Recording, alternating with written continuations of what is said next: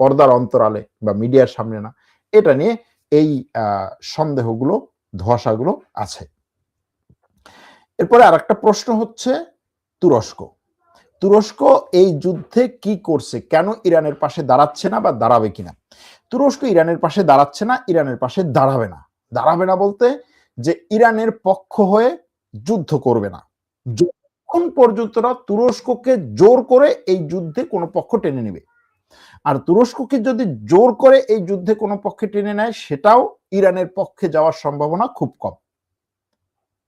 এখন তুরস্কের আকাশ দিয়ে ব্যালিস্টিক মিসাইল যায়, আকাশও না, তুরস্কের বায়ুমণ্ডল দিয়ে। বায়ুমণ্ডল হচ্ছে আপনার বর্তমান মানে আপনার যে আকাশ সীমা, আপনার বায়ুমণ্ডলের উপর দিয়ে হচ্ছে ব্যালিস্টিক মিসাইল যায়। ভূমি থেকে 100 কিলোমিটার, তো ভূমি থেকে 100 কিলোমিটার উপর দিয়ে। আর ব্যালিস্টিক মিসাইলের যে ইয়াটা কি বলে, ব্যালিস্টিক মিসাইলের যে নেচারটা, সেটাই হচ্ছে তাকে যখন নিক্ষেপ করা হবে সে আগে বায়ুমণ্ডলে যাবে, তারপর সেখান থেকে আবার ইয়াতে চলে আসবে, কি বলে, ভূপৃষ্ঠে চলে আসবে।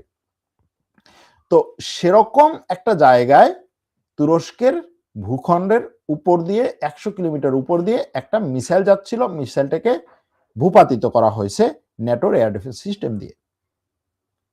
এরপরে তুরস্ক যোগাযোগ করেছে ইরানের সাথে, তুরস্কের পররাষ্ট্রমন্ত্রী ইরানের সাথে যোগাযোগ করেছে, তুরস্কের রাষ্ট্রপতি ইরানের রাষ্ট্রপতির সাথে কথা বলেছে, তুরস্কের পররাষ্ট্রমন্ত্রী ইরানের পররাষ্ট্রমন্ত্রীর সাথে কথা বলেছে। তো এই যে যোগাযোগের চ্যানেল, এটাকে কিন্তু খুব গুরুত্বপূর্ণ একটা ইয়া হিসেবে দেখা দরকার, যে এরকম একটা ঘটনা ঘটার পরেও আপনি তাদের সাথে কথা বলতেছেন, যোগাযোগ করতেছেন, সেখান থেকে ইনফরমেশন নিয়ে আসতেছেন। সেখান থেকে বলা হচ্ছে, ইরান বলছে যে আমরা তুরস্কের দিকে একটা মিসাইলও নিক্ষেপ করি নাই, আমাদের মিসাইল তুরস্কের দিকে লক্ষ্য করে বসানো না। এবং তুরস্ক বলছে যে আমরাও চাই না, আমরা সবাইকে সাবধান করতে চাই যে এখানে হয়তোবা আশেপাশে, ইরানের আশেপাশে অন্য দেশগুলোকেও এই যুদ্ধে কোনো একটা পক্ষ টানতে চাইছে, কোনো একটা তৃতীয় পক্ষ টানতে চাইছে, বা অন্য কোনো একটা পক্ষ এই যুদ্ধে টানতে চাইছে, আমরা সেই ব্যাপারে সতর্ক করতে চাই।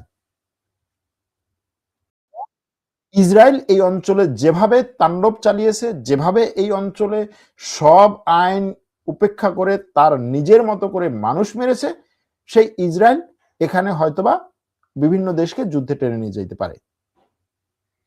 তো এই যে তুরস্কের দিকে মিসাইল আসছে, তুরস্কে আক্রমণ না, তুরস্কের আকাশে দিয়ে, তুরস্কের মানে অনেক উপর দিয়ে মিসাইলগুলো যাওয়ার সময় মিসাইলগুলো ইন্টারসেপ্ট করা হচ্ছে, ন্যাটো করছে।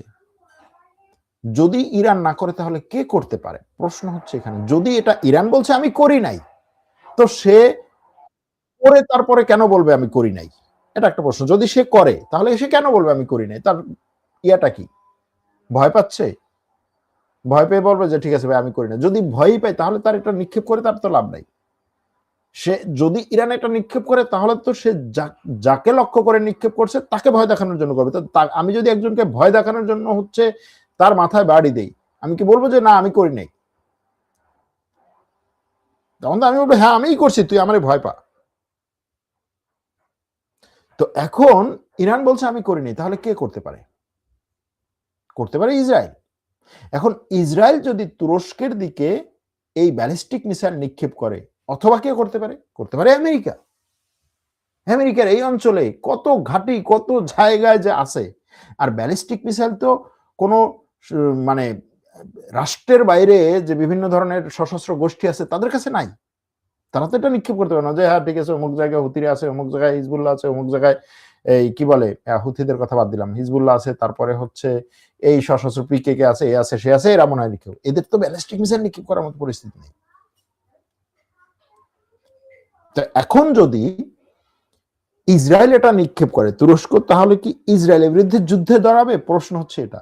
যদি মনে করেন এটা একেবারে দলিল পত্রে প্রমাণিত হয়, জড়াবে। আবার তুরস্ক যদি জড়ায়, ন্যাটো যেভাবে বলছে এখন ন্যাটো তুরস্কে তার প্যাট্রিয়ট এয়ার ডিফেন্স সিস্টেম স্থাপন করেছে। ন্যাটো তুরস্কে প্যাট্রিয়ট এয়ার ডিফেন্স সিস্টেম তুরস্ককে রক্ষার জন্য স্থাপন করে নাই, করছে ন্যাটো রাডার রক্ষা করার জন্য। যেখানে এই এয়ার ডিফেন্স সিস্টেম বসিয়েছে সেখানে ন্যাটো রাডার আছে, ন্যাটোর সেই রাডারকে রক্ষা করার জন্য। এখন ন্যাটো যদি তুরস্কের উপর থেকে যাওয়া এই ব্যালিস্টিক মিসাইলকে ঠেকিয়ে দেয় তুরস্কের ভূসীমায়, সেটার যদি খণ্ডাংশ পড়ে, সেটা আমার কাছে মনে হয় তুরস্ককে রক্ষার জন্য না, বরং তুরস্ককে এই যুদ্ধে জড়ানোর জন্য, তুরস্ককে